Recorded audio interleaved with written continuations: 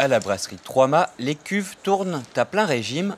Il y a un an, la petite structure lançait en plein confinement son service de livraison de bière à domicile.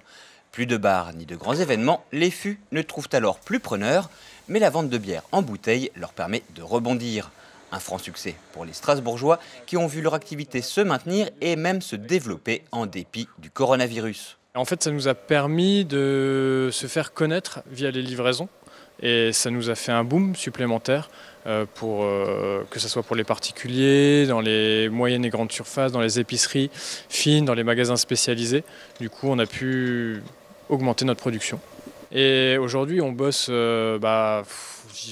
énormément. Je veux dire, c'est juste qu'on y va, quoi. Il le faut.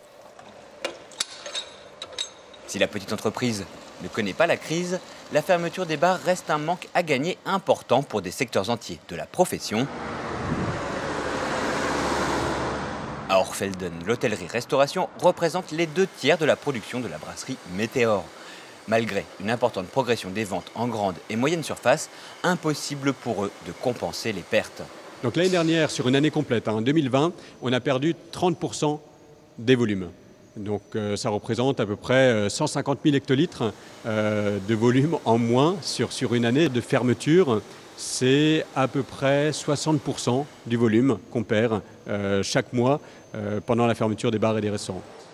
La perspective de la réouverture des bars au mois de mai a relancé la production de bière en fût. Pourtant, l'incertitude demeure.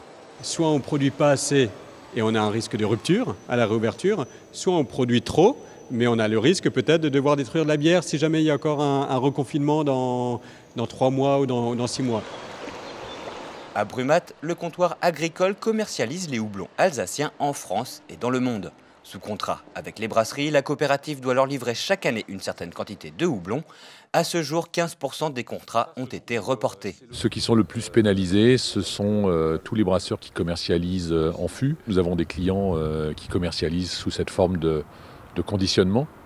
Et nous sommes donc directement impactés. Une baisse de consommation de moins 50% de la bière impacte la consommation de houblon, bien évidemment. Toutes les bières qui ne sont pas bues ne seront pas bues et tous les houblons qui ne sont pas brassés ne seront pas brassés. Ça, si tu veux, ce sont des sacs de cônes qui ont été emballés dès la réception. La coopérative craint de devoir stocker une année complète de production si la situation ne s'améliore pas. Des tonnes de matières premières qui devront être transformées pour se conserver le temps qu'elles trouvent preneurs. On est bien équipé pour le faire, seulement bien évidemment si on se dit qu'il faut 3 ans pour écouler des stocks, selon nos estimations, il va falloir être très vigilant et faire en sorte que la qualité soit optimum. La fermeture des bars a aussi des répercussions dans la campagne alsacienne. En pleine culture, les houblonniers espèrent que la récolte de cette année arrivera dans un marché en plein rebond. Le houblon est une plante pérenne, c'est quelque chose qu'on est obligé de soigner, non seulement pour l'année en cours, mais également pour les années futures. On n'a pas d'autre choix que d'opérer en bon père de famille, à faire notre part du travail et à espérer que les situations s'améliorent, on va dire, rapidement. Réouverture des terrasses prévue le 19 mai, de quoi donner un peu d'air aux brasseurs alsaciens. Dans la filière houblon, c'est par contre au niveau mondial que l'on attend les premiers signes d'une amélioration de la situation épidémique.